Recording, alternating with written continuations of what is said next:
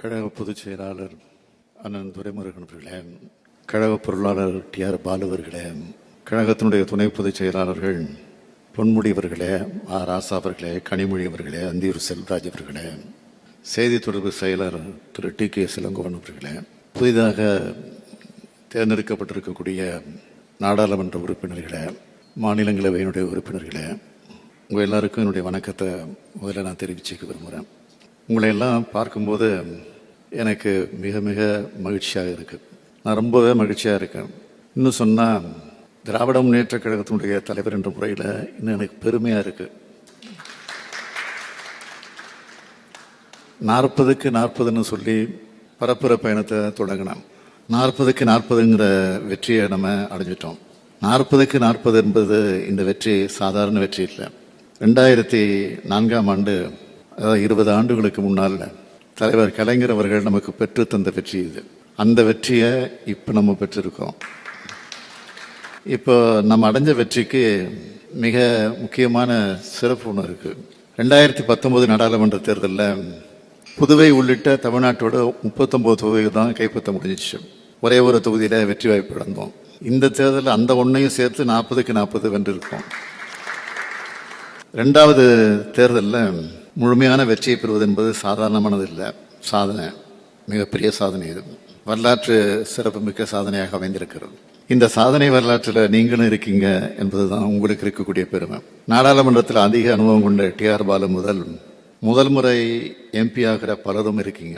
மிக மிக குறைஞ்ச வயசுல அருண் நேரு பெரம்பலூர் எம்பி ஆகியிருக்காரு. இப்படி எல்லோரும் இதில் இருக்கீங்க. வெற்றி பெறுபவரே வேட்பாளர் என்ற அடிப்படையில் தான் உங்களுக்கு வாய்ப்பு வழங்கப்பட்டுச்சு. உங்களுக்கு இத்தகைய பெரிய வாய்ப்பை கொடுத்த கழகத்துக்கும் உங்களுக்கு வாக்களித்த தமிழ்நாட்டு மக்களுக்கும் மிக மிக உண்மையாக நீங்கள் இருக்கணும். இதுதான் கழகத் தலைவர் என்கிற முறையில் நான் வைக்கிற என்னுடைய பணிவான வேண்டுகோள். உங்களுக்கு அதிகம் சொல்ல தேவையில்லை. திராவிட முன்னேற்ற கழகம் என்ற கொள்கை குடும்பத்திலிருந்து தேர்ந்தெடுக்கப்பட்டு டெல்லி செல்கிற நீங்கள் என் பேரையும் கழகத்தோட பேரையும் காப்பாற்றணும். ஒரு சில மாநிலங்களில் தேர்தல் முடிவுகள் லேசாக மாறிடுச்சு. ஒன்றியத்தில் இந்தியா கூட்டணி தான் ஆட்சி அமைச்சிருக்கோம். அந்த மாறி இருந்தால் அது மாறி போச்சு.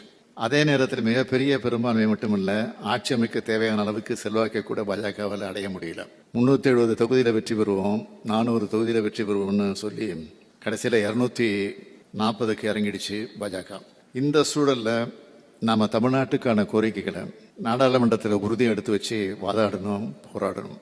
ஏராளமான வாக்குறுதிகளை நான் மக்கள் மன்றத்தில் வச்சிருக்கோம். அவை எல்லாத்தையும் நாடாளுமன்றத்தை முன் வச்சு செயல்பட வைக்கணும்.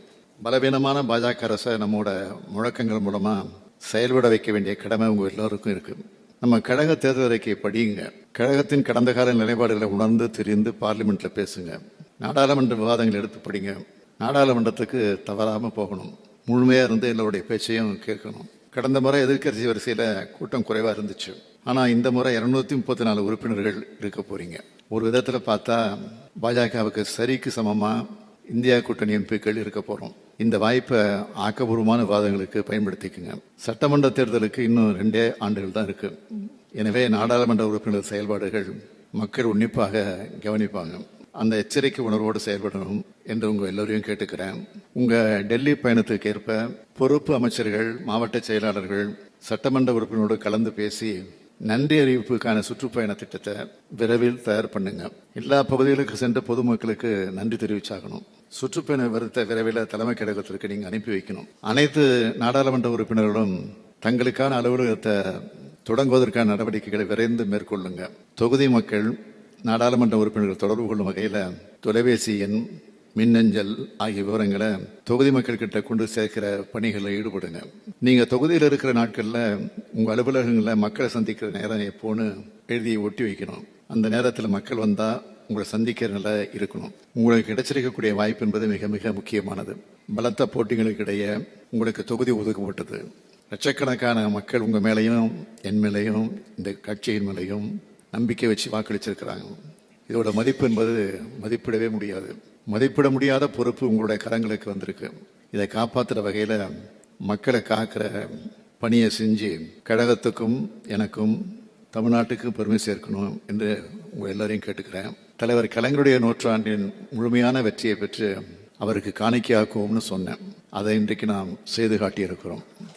அவரின் உடன்பிறப்புகள் தான் நாம் என்பதை செயலால் காட்டுவோம் என்று கூறி இந்த வெற்றியை லட்சக்கணக்கான திராவிட முன்னேற்ற கழக தொண்டர்களுக்கு அர்ப்பணிக்கிற வகையில் எல்லோரும் எழுந்து நின்று பலமா கைத்தட்டுவோம்.